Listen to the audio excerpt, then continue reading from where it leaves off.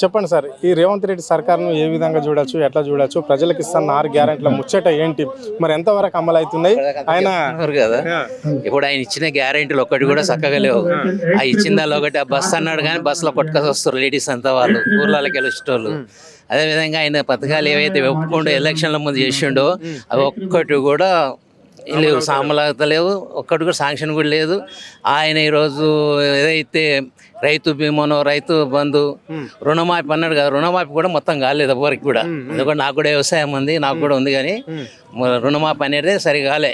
ఒక 25% అయినట్టుంది కానీ మిగతా అంతా కాలేదు. అక్కడ ప్రభుత్వం ఏమో రుణమాఫీ 85% చేసినాము, సో ప్రజలకు ఏదైతే మేము హామీలు ఇచ్చినామో అవన్నీ ఇస్తున్నాము, రైతు బంధు పైసలే ఇస్తున్నాము అంటే రైతు భరోసాను మేము ఇస్తున్నాము, సో ఏకకాలంలో 2 లక్షల రుణమాఫీ కూడా చేసిన ప్రభుత్వం మాది, అందుకే 6 గ్యారెంటీలు అమలు అవుతున్నాయి కాబట్టి ప్రజలంతా మమ్మల్ని ఆదరిస్తున్నారు అని చెప్పేసి కాంగ్రెస్ నాయకులు చెప్పుకుంటున్న మాటలు ఇవి. దీన్ని ఎట్లా చూస్తారు మీరు?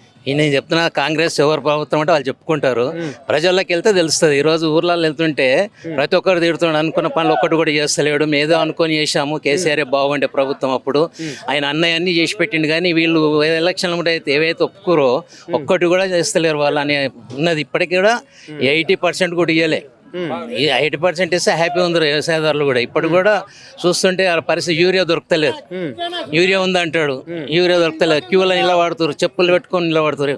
అదే కేసీఆర్ మా టీఆర్ఎస్ ప్రభుత్వం ఉన్నప్పుడు ఇటువంటి సమస్యలే లేవు కదా. ఈరోజు రైతులకు కానీ అందరూ ఇబ్బంది పడుతారు, ప్రతి ఒక్కరు.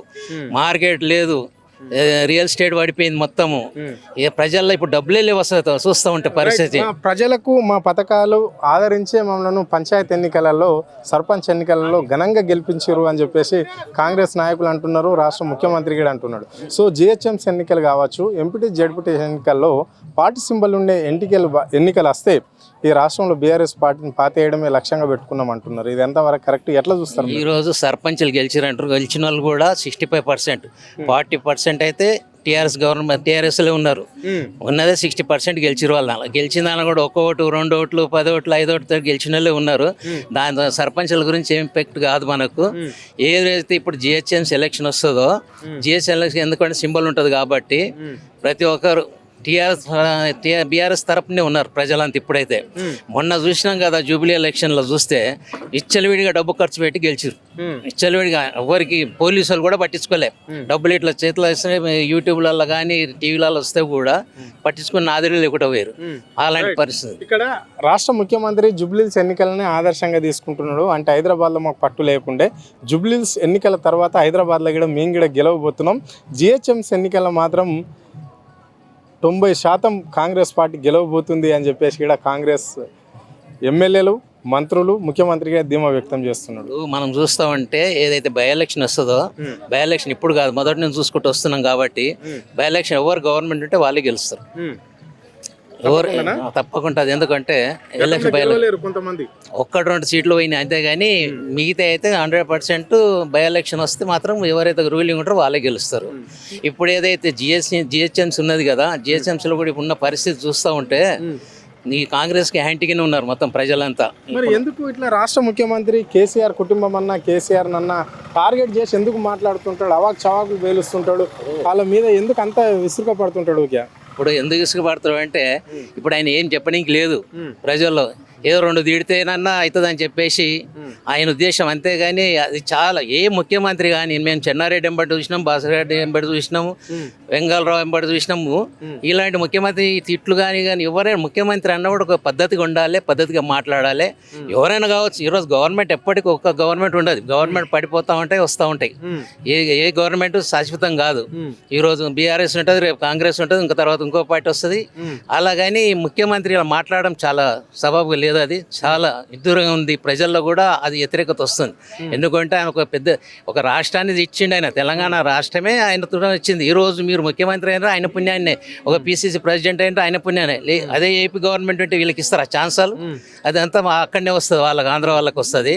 ఈరోజు ఆయన పెట్టిన బిచ్చతోటి బతుకుతూ నువ్వు ఆయన తిట్టడం చలైన పద్ధతి కాదు. అది నువ్వు కొద్దిగా మార్చుకోవాల్సిన అవసరం ఎంతైనా ఉంది సీఎం గారికి. రైట్. మరి కృష్ణ ఈ గోదావరి నీళ్ళ ముచ్చట ఏంటి, లొల్లి ఎంతవరకు వస్తుంది, ఎందుకు? ముఖ్యమంత్రి అంటున్నాడు, మీరేమో బీఆర్ఎస్ ప్రధాన ప్రతిపక్ష పార్టీ ఏమో బీఆర్ఎస్ పార్టీ అంటుంది, రేవంత్ రెడ్డి అక్కడ ఆంధ్ర వాళ్ళకి తొత్తుగా మారిండు, అక్కడ ఏపీ సీఎం అడుగు జాడలో నడుస్తుండు అని చెప్పేసి బీఆర్ఎస్ నాయకులు కాంప్లైంట్ చేస్తే ఆయన అసెంబ్లీలో కూడా ఆనాగా చెప్పిండు, తెలంగాణ రాష్ట్రానికి అన్యాయం చేయవలసిన అవసరం లేదు, నా దేవుని లొట్టు, నేను ఎందుకు అన్యాయం చేస్తా, ప్రజలు నాకు పెద్దపీట వేసారు కాబట్టి నా అడుగు నా చివరి బొట్టు కూడా ఇక్కడ తెలంగాణ రాష్ట్రం కోసమే పోరాడడానికి ప్రయత్నం చేస్తుంది అని చెప్తున్నాడు. మరి దీన్ని ఎట్లా చూస్తారు మీరు? అట్లా ఏముండదు.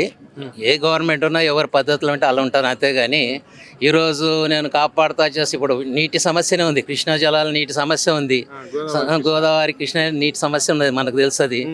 ఆయన చంద్రబాబు నాయుడు ఏమంటాడు అంటే సముద్రంలో ఇన్ని ఇంత వృధాగా పోతున్నాయి వాటర్ అంతా కాబట్టి కడితే తప్పేముంది అనేది ఆయన ఉద్దేశం ఉంది. ఇప్పుడు ఈయన ఎందుకంటే ఆయన మనిషి కాబట్టి, ఒకప్పుడు ఆయన శిష్యుడే కదా, ఆయన ఇవ్వన్నాడు కాబట్టి కొద్దిగా సపోర్ట్ చేస్తుండొచ్చు అనే ఉద్దేశంతో మనం మాట్లాడుతున్నాం అంతే. మరి ఎందుకు ఇక్కడ ఈ రాష్ట్రంలో బీఆర్ఎస్ నాయకులు మీలాంటి వాళ్ళ మీద కేసులు అవుతున్నాయి, మళ్ళీ విద్యార్థి నాయకులమైన విపరీతమైన కేసులు పెడుతుంది ప్రభుత్వం? అంటే ఇక్కడ దాదాపుగా మీ వర్కింగ్ ప్రెసిడెంట్ పైన దాదాపుగా 10 నుండి 15 కేసులు కూడా నమోదైనాయి. మరి ఇక్కడ అన్ని పార్టీలు ఉన్నాయి కదా, బీజేపీ పార్టీ ఉంది, ఇక్కడ మళ్ళీ బీఎస్పీ ఉంది, రకరకాల పార్టీలు వామపక్షాలు ఉన్నాయి, తెలుగుదేశం పార్టీ కూడా ఉంది. మరి ఏ నాయకులు టార్గెట్ కాంది కాంగ్రెస్ ప్రభుత్వానికి, రేవంత్ రెడ్డి సర్కార్కు కేవలం బీఆర్ఎస్ నాయకులు ఎందుకు టార్గెట్ అవుతున్నారు, ఎందుకు కేసులు అవుతున్నాయి? ఒక్కటి కూడా నిరూపించుకోలేకపోతురు కదా. నువ్వు అన్నది కరెక్టే. ఏమైంది, ఒక్క కేసు అని అయింది, వాళ్ళ మీద పెట్టిండు, మస్తు కేసులు పెడతాడు, ఆయన మీద పెడతాడు, కేసీఆర్ మీద పెడతాడు, ఆయన పెడతాడు, మేడిగడ్డ గురించి చెప్తాడు. మేడిగడ్డ ఇంతకుముందు బ్రిడ్జిలు కడతప్పుడు ఒకటి కాంట్రాక్టులు వాళ్ళ ఇంజనీర్ల చేతులు ఉంటుంది, కానీ ఒక ముఖ్యమంత్రి కానీ, ఒక కేటీఆర్ కానీ, హరీష్ రావు కానీ, నీటిపారుదల శాఖ మంత్రి ఉండే ఆయన కాదు కదా కట్టేదాంతా ఇంజనీర్స్. ఏదన్నా ఉంటే తప్పు జరుగుతుంది, ఏదో ఇసుక ఉంటుంది కాబట్టి కూలవచ్చు, దాని గురించి పెద్ద పట్టించుకునే అవసరం లేదు. ఇప్పుడు దాన్ని రెటిఫై చేయొచ్చు, ఇంతవరకు చేస్తలేరు. ఎందుకు చేస్తలేరు? చేయాలి కదా, ఏ గవర్నమెంట్ రాని డబ్బు ఉంటుంది కాబట్టి చేయాలి. అలాంటి ఓకే, రైట్. కాళేశ్వరం ప్రాజెక్టు అనేది కుంభకోణాలకు సంబంధించిన ప్రాజెక్టు. దీన్ని కేవలం బీఆర్ఎస్ నాయకులు కొంతమంది వాళ్ళ జేబులు నింపుకున్నారు అని చెప్పేసి కూడా కాంగ్రెస్ నాయకులు ఆరోపణలు చేస్తారు. అది ఆరోపణ ప్రతి గవర్నమెంట్లో ఏదో ఆరోపణలు చేస్తూ ఉంటారు. ఇప్పుడు మేము కూడా వాళ్ళ మీద ఆరోపణలు చేస్తాం, ఇన్ని కడుతురు, ఇన్ని చేస్తారు, ఇన్ని కోట్లు తింటున్నాం అని చెప్పేసి అంటారు. గవర్నమెంట్ ల్యాండ్స్ అన్ని అమ్ముకుంటున్నాం అని చెప్తున్నాం, అన్ని అమ్ముకుంటున్నాం, అది చేస్తున్నాం చెప్తారు. అది సమస్య అది కాదు అసలు. అది ఇప్పుడు ఎవరు తిన్నారు ఎవరు తినలేరు అనే దాని మీద ఇష్యూ కాదు అసలు. అయితే ఇప్పుడు ఏదైతే గవర్నమెంట్ నడిపించే, ఈరోజు మనం గవర్నమెంట్లో ఇన్ని బ్రిడ్జిలు కట్టాం, టీఆర్ఎస్ గవర్నమెంట్ వచ్చింది కాబట్టి ఇన్ని బ్రిడ్జిలు మనం చూసి సిటీ ఎంత డెవలప్ అయింది. ఆ రోజు ఎన్ని బ్రిడ్జిలు వచ్చినాయి, ఎల్బీ నగర్ పోతే ఎట్లెట్లనే ఒక ఫారంలో తిరిగినట్టు, మన హైటెక్ సిటీ దిగిపోతే అట్లా డెవలప్. ప్రతి విలేజ్లో ఒక ఆఫీస్, గవర్నమెంట్ ఆఫీసులు, ఎస్పీ ఆఫీస్ కానివ్వండి, కలెక్టర్ ఆఫీస్ కానీ, ఇంతకుముందు అంతా ఆఫీసులే లేకుండే. ప్రతి జిల్లాకు ఒక ఆఫీస్ కట్టిండు, ప్రతి జిల్లాకి. ఈరోజు మనం చూస్తూ ఉంటే హాస్పిటల్, టీబీ హాస్పిటల్ దగ్గర ఎంత పెద్ద హాస్పిటల్ ఆయనే కదా చేసింది. ఇన్ని డెవలప్మెంట్ చేసిండు ఆయన, ఏం తిన్నలే చేసింది లేదు. ఇక చెప్తా ఉంటారు పర్సెంటేజ్ వస్తుంది, వీళ్ళకి అది వస్తుంది అంటారు, కానీ వాళ్ళు గవర్నమెంట్ చేస్తారు కదా, వాళ్ళకు కూడా వర్తిస్తుంది కదా ఆ ఇష్యూ. రైట్. చివరిగా చెప్పండి, ఈరోజు సంక్రాంతి పండుగ ఉంది, ఇక్కడ భోగి ఇక్కడ స్టార్ట్ కావడం జరిగింది, ఇక్కడ కైట్ ఫెస్టివల్ గా నడుస్తుంది జలవిహార్లో. మరి మీ చిన్నప్పుడు ఏ విధంగా ఉండే, ఇప్పుడు ఎట్లా ఉంది ఇది పండుగ? ఇప్పుడు బాగా ఎగరేసే వాళ్ళం పతంగులు, ఎక్కడ పడితే అక్కడ ఉండేటి. మేము మా ఊర్లో ఉంటే కూడా సిటీకి వెళ్ళి వచ్చేటి, గాలిలో వస్తే పొలాల్లో పోయి పట్టుకుందాం. అలాంటిది ఈ రోజుల్లో పతంగులు అనే సమస్య లేకుండా పోయింది. పిల్లలు కానీ ఎవరు కానీ ఆడడం లేదు. ఈ సంక్రాంతి అంటే మనకు ఆంధ్రాలోనేమో కోడి పంజాలు ఉంటాయి, మన దగ్గర పతంగుల పంజాలు ఉంటాయి అసలు అయితే యాక్చువల్గా. కానీ ఆ సంస్కృతి అనేది పోయింది ఇప్పుడు మన దగ్గర. ఎందుకంటే ఇప్పుడు ఇక్కడ మన శ్రీనివాస్ యాదవ్ గారు ఇక్కడ పెట్టాడు, మా ఎమ్మెల్యే గారు. ఇప్పుడు ఎగిరేదారంటే గాలి రావడం లేదు. మాకు ముందు ఇంతకుముందు పీపుల్ ప్లాజాలు ఉండే, ఇక అక్కడ సర్కస్ ఉన్నప్పుడు, ఇప్పుడు అది సర్కస్కి ఇచ్చారు కాబట్టి ఇక్కడ గాలి రావడం లేదు, కూర్చుని ఎగిరేస్తుంటే కూడా ఒకటి కూడా ఎగరడం లేదు. కానీ ముందడికి ఇప్పటికి చాలా మార్పులు వచ్చినాయి. ఎందుకంటే ఒకప్పుడు మేము ఎగిరేస్తుంటే పైన మొత్తం కనబడుతుంటే అన్ని పతంగులే కనబడుతుండే, ఇప్పుడు అవి లేకుండానే పోయినాయి. లడా వేసేది, తిరుమందాలని, నామందాలని, డబుల్ లంగోటియారని ఎన్నో పేర్లు ఉంటుండే పతంగులకు. అలాంటి పతంగులు అది ఒక 2 నెలల నుంచే మాంచేసి దాంచడం, కానీ అప్పుడు సొంతంగా చేసుకునేటోళ్ళం మేము. సీసం మంచి చూర చేసి పౌడర్ చేసేసి, ఎగ్స్, కలమంద ఇవి వేసినాక తర్వాత వీటికి సంబంధించింది కలర్ ఏదైనా కావాలంటే కలర్ కలిపేటోళ్ళం. పచ్చ కలర్ అంటే, రెడ్ కలర్ అంటే ఏదంటే అది. దీని మెయిన్ అయితే కలమంద, గుడ్లు, ఇదైతే సీసం పెంకలు, సీసం ఉంటుంది కదా, దంచి పౌడర్ చేసి చేస్తాం. అది బాగుంటది అనమాట అప్పుడు అది అట్లా చేసేదా? అట్లా మరి చేసి పతంగులు మీరే ఏమన్నా తయారు చేసుకునే వాళ్ళ స్వయంగా లేదు, పతనం కొనేవాళ్ళం చేంజ్ చేసేవాళ్ళం కాదు. అందరికీ సంక్రాంతి శుభాకాంక్షలు.